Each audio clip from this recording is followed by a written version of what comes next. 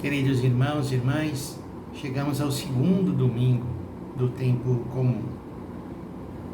O domingo onde o evangelho que nos é proposto é João capítulo 2, de 1 a 11, conhecido como as bodas de Caná. E para nos colocar nessa situação, nesse contexto de um matrimônio, nos serve muito a primeira leitura do profeta Isaías, capítulo 62, versículos de 1 a 5, onde o profeta anuncia a restauração do povo de Israel debaixo desta imagem tão bonita da aliança nupcial, que o povo será a esposa de Javé e não mais será conhecida como abandonada, mas se tornará esposa. Portanto, nesse contexto, muito presente naqueles que estavam ali em Caná, sempre que se reuniam para celebrar bodas de casamento, essa imagem de Israel como a esposa de Deus estava muito presente. E é significativo que no Evangelho de João, o primeiro dos sinais realizados por Jesus tenha sido a transformação da água em vinho, exatamente numa festa de casamento. Nesse contexto de entrega total, nesse contexto de alegria, de doação e a celebração do amor. Tanto nesse segundo domingo, é isso que nos é proposto, que nós possamos celebrar juntos. A história é bastante conhecida, mas alguns detalhes muito significativos. O primeiro detalhe que chama a atenção, porque ao falar exatamente do momento em que Jesus realiza seu primeiro sinal, o Evangelho nomeia em primeiro lugar a mãe de Jesus. E Jesus entra um pouco em segundo lugar. O Evangelho diz: naquele tempo houve um casamento em Caná da Galileia. A mãe de Jesus estava presente. Também Jesus e seus discípulos tinham sido convidados para o casamento. E essa introdução feita por João já acena para o papel importante que Nossa Senhora terá neste texto. Como o vinho veio a faltar, a mãe de Jesus lhe disse: eles não têm mais vinho. E Jesus respondeu-lhe: mulher, por que dizes isto a mim? Minha hora ainda não chegou. Muito se discute sobre essa frase de Jesus, alguns afirmando que Jesus teria sido indelicado de se dirigir à sua mãe chamando-a de mulher, mas exatamente é todo o contexto aqui que nos dá o significado. Chamar Maria de mulher significa exatamente toda a fecundidade da Igreja como esposa de Cristo, que está ali presente e acompanhando a ação de Jesus. Outro elemento que eu sempre recordo e me faz mover o meu coração de consolação é como Maria sempre é referida a Jesus. Todos os seus atos, as suas atitudes, mesmo quando se coloca ela em primeiro lugar, assim na cena, ela refere tudo a Jesus.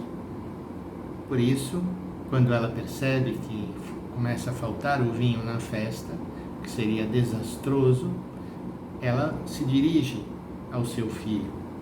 E mesmo Jesus dando essa resposta, um pouco atravessada, o que eu tenho a ver com isso? A minha hora ainda não chegou. Ela que conhecia muito bem o coração do seu filho, dirige-se aos que estavam servindo. E Maria diz uma frase que para mim é a frase talvez principal desse evangelho para a gente guardar. E a frase é: fazei tudo o que ele vos disser. É isso que nós temos que fazer. E ela confia plenamente que Jesus resolverá essa questão, mesmo ainda não tendo chegado a sua hora. Estavam aí 6 talhas de pedras colocadas para a purificação que os judeus costumam fazer. Em cada uma delas cabiam mais ou menos 100 litros. Jesus disse aos que estavam servindo: enchei as talhas de água, e eles as encheram até a boca. É interessante esse detalhe que não são colocados os odres onde se guarda o vinho, mas talhas de pedra usadas para a purificação. E Jesus disse: tirai e levai ao mestre-sala. E os servos levaram. O mestre-sala experimentou a água que se tinha transformado em vinho, e ele não sabia de onde vinha. E quem sabia? Unicamente aqueles servos que estavam ali servindo. Esse também é um detalhe muito significativo. As únicas testemunhas do milagre realizado por Jesus foram os servos. Aqueles que se colocavam numa atitude de serviço foram capazes de testemunhar a transformação da água em vinho. Daí que também nós hoje, só quando nos colocamos na atitude de servos e servas, é que iremos perceber essa transformação que está acontecendo da água em vinho. O mestre-sala chamou o noivo e lhe disse: todo mundo serve primeiro o vinho melhor, quando os convidados já estão embriagados, serve o vinho menos bom. Mas tu guardaste o vinho melhor até agora. Esse vinho melhor que será o sangue de Jesus derramado por nós na cruz. Portanto, esse evangelho está repleto de símbolos que nos ajudam a ir além do fato em si e perceber essa ação maravilhosa de Deus em Jesus e atendendo a esse pedido de Nossa Senhora.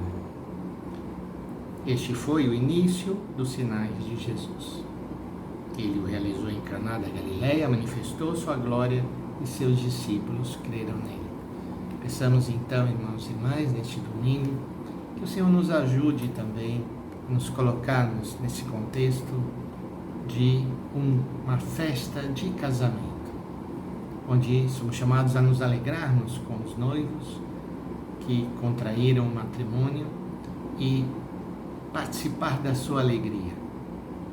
E nessa alegria também que possamos ser como servos que estamos ali servindo e testemunhando a transformação da água em um vinho como nunca se viu antes. Que o Senhor então venha nos abençoar a nós e as nossas famílias. Em nome do Pai, do Filho e do Espírito Santo. Amém.